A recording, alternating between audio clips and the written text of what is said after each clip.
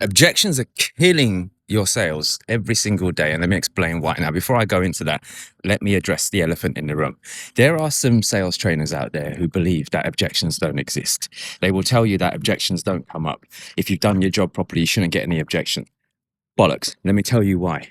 You're dealing with human beings. And when you challenge someone's objection, you're challenging their identity.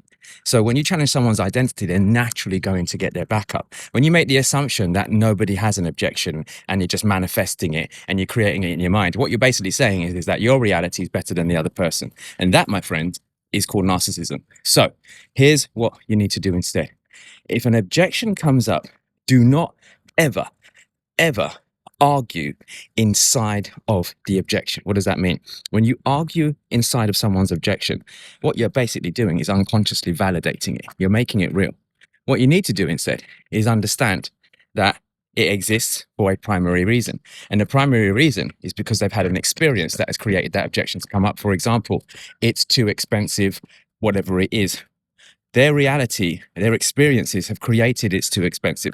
They've been in situations before where they can't afford certain things. So by you poo-pooing on that and arguing with it, what you're doing is poo-poo on it, you will challenge their reality, you'll get their back up. You argue within it, you unconsciously validate it.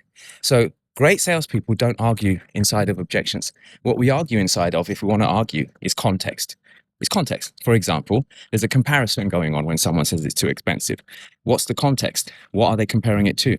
Because it's not a like-for-like product. You see this all the time, right? People compare you to someone else who's actually an inferior offer.